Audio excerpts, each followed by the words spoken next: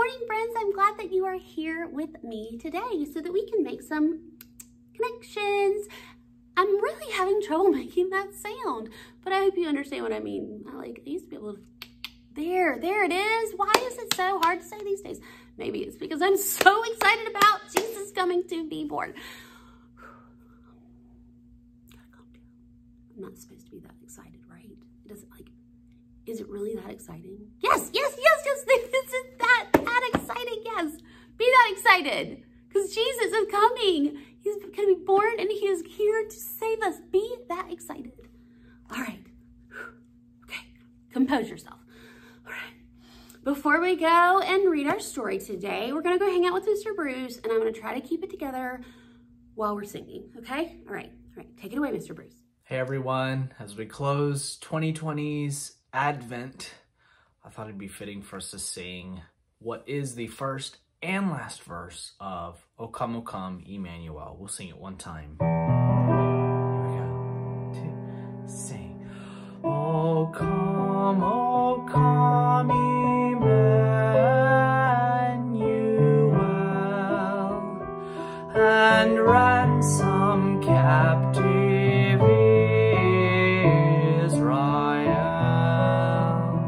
that mourns in lonely exile here, until the Son of God appear. Rejoice, rejoice, Emmanuel shall come to you, O Israel.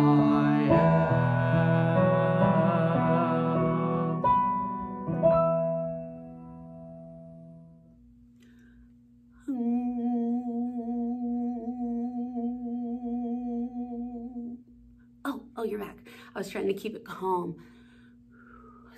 I was trying to keep it calm, do a little meditating, be ready, because it's almost Jesus' birthday. I'm so excited. It is this week. Sorry.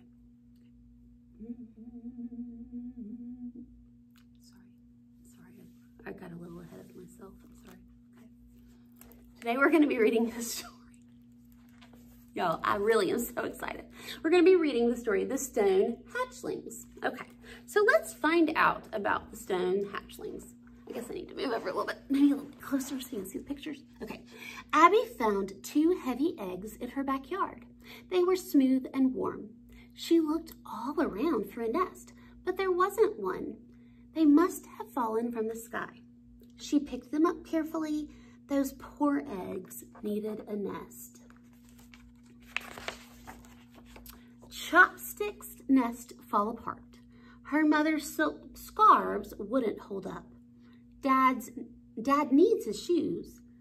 Finally, she thought of a wool sweater her grandpa had knitted for her. She piled and shaped them into a warm, colorful nest. She set the eggs in, all snug and cozy. Abby got a book and sat on the eggs. "Dinner," said Mom. Abby shook her head. "I'm hatching eggs." Mom peeked at the eggs. "Those aren't eggs. Those are stones." But Abby knew an egg when she saw one. They brought the nest to the kitchen, and Abby worked on hatching the eggs while she ate dinner. So you see she's here with all of her sweaters. That night, nesting in bed, Abby looked at the eggs with a flashlight. The shells seemed thinner, and they were filled with shadows inside them. Could they be swans or alligators or turtles? Abby patted the eggs. "I'll love you even if you're alligators." And she would. In the morning, Abby felt a crick and a crack under her tummy. The eggs were hatching. Little beaks appeared, followed by peeping chicks. Abby peeped back. The mom squinted at the chicks. "They're still stones." "Poor Mom." Abby pointed with her paintbrush. "See her eyes? His blue and yellow feathers? Oh, said Mom, now I can see them. Come to breakfast. Do you see them? Do you see how they're still stone?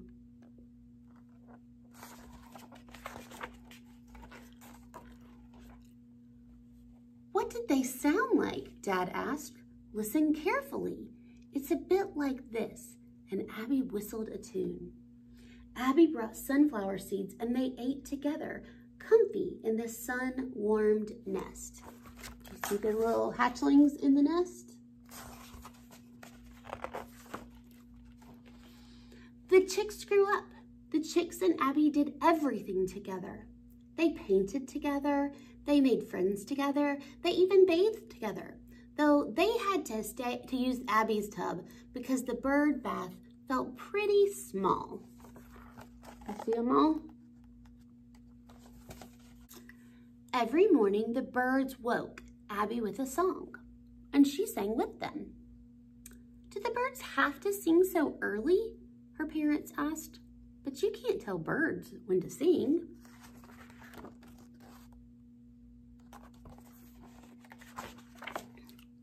Then one day, Abby's birds sang a little later in the morning. The next morning, they were even later. They stopped following Abby around the house. Abby was worried. Her birds didn't eat the sunflower seeds, and their beautiful feathers drooped. Their bright colors didn't seem as bright.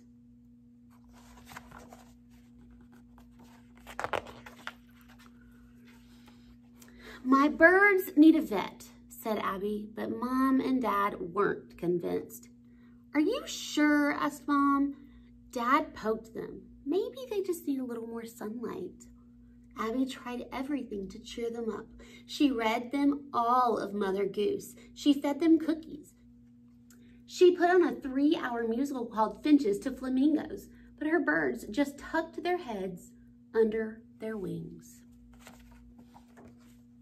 Abby built a new nest on the windowsill. She used chopsticks, scarves, sweaters, and silly putty. Her birds had forgotten how to sing. They just stared at the backyard, their beaks pressed against the glass. Abby looked out the window too. The sky was vast and blue. She looked at her birds, huddled by the glass, and their wings tucked tightly around them.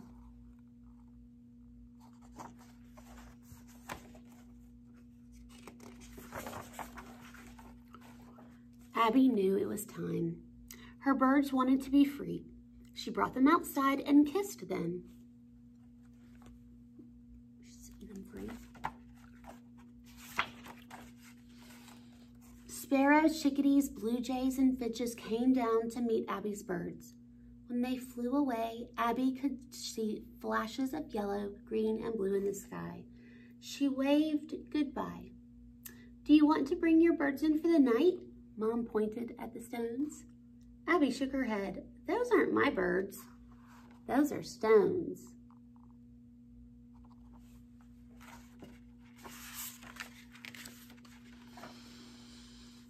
Every morning, 2 birds fly to Abby's window to sing her awake. Every morning, Abby sings with them. Even when it doesn't seem possible, God made things happen. Even though Mary wasn't married yet and she didn't have a husband, God made it possible that she would be pregnant with Jesus so that Jesus could come and save us and save our lives. It doesn't seem possible, just like it didn't seem possible to the mom and the dad that Abby's birds were real. Sometimes trusting and knowing is all that we need. And we know that Jesus is coming this week, guys, is this week. And we can be so excited about it. I hope you guys have a fantastic night. Thanks for coming and making some connections with us. And we will see you soon. Bye, guys.